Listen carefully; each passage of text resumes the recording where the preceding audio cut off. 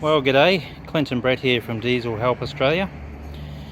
I've been provided with a Peugeot 307 HDI diesel. Now this complaint with this vehicle is it's hard to start and it runs very rough.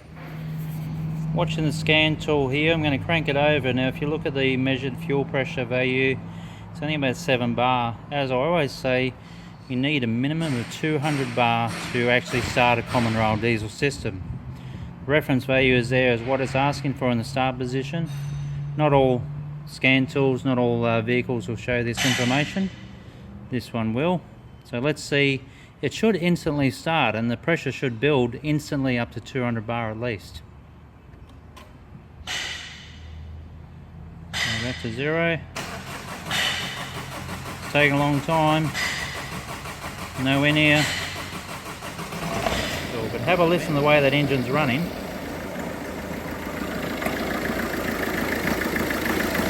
Not running too well.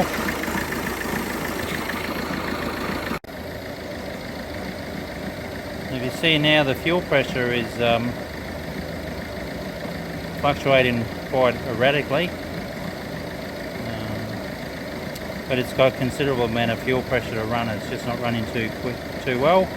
Notice one of the injectors there is quite a large domination there, a minus 4.82, and you've got a high 2 all over the place. Now whether there's a failed injector or not, it may just be a result of the actual fuel that's going through it. The fuel that's actually running through this thing is probably a good mix of 50-50 petrol and diesel. When I first started and run this engine this morning, one of the first things that I noticed that was a little bit out of the ordinary was the actual smoke that was puffing out of it. Now, that's telling me it's getting fuel, but it's actually incomplete combustion. And the smell of the fuel, I was quite certain that I could smell a hint of petrol there. As soon as I removed that return, I actually felt the fuel was very cold. Now, unlike petrol, diesel, when it's been running for a little while in the, say, 10-15 minutes in an engine at idle, will actually come out quite considerably warm on the return side. Now straight up, that felt a bit odd, but it wasn't too long and then I smelt the hint of petrol. Being a diesel specialist, all we smell every day is diesel, and when we smell petrol it really sticks out a lot more than you petrol guys are quite used to the petrol smell, therefore may be difficult to notice this.